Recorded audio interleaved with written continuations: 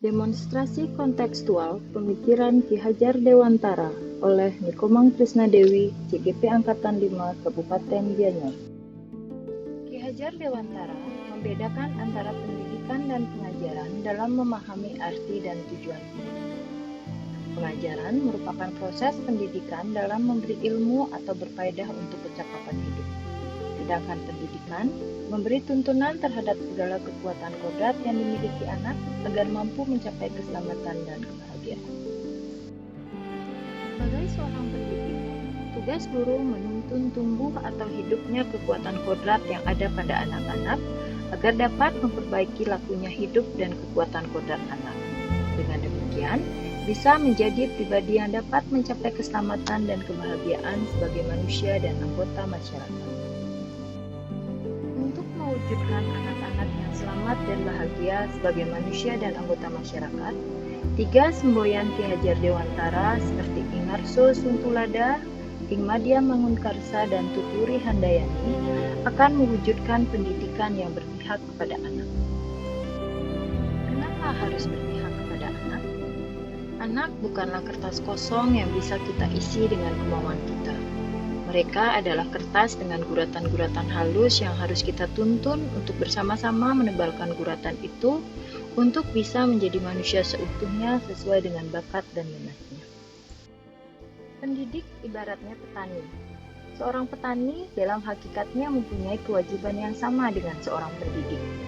Diibaratkan ketika petani menanam jagung, petani selalu mempunyai keyakinan bahwa benih apapun yang dia tanam, ketika dia tuntun dan perlakukan dengan baik dan penuh dengan kasih sayang, akan menjadi buah jagung yang tumbuh dengan baik sesuai dengan kelebihannya masing-masing.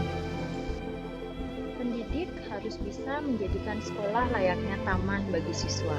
Taman merupakan tempat bertumbuh kembangnya tanaman beserta buahnya, serta tukang kebun yang rutin merawatnya dengan beraneka ragam kebutuhan dan menikmati hasilnya.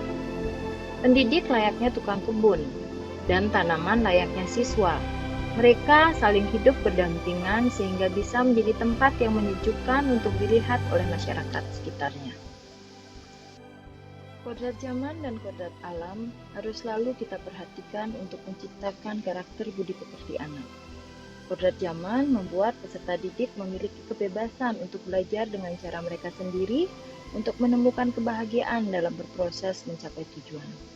Sedangkan kodrat alam menjadikan peserta didik untuk tetap bisa mempertahankan kearifan lokal sebagai salah satu kebudayaan bangsa yang harus tetap kita jaga.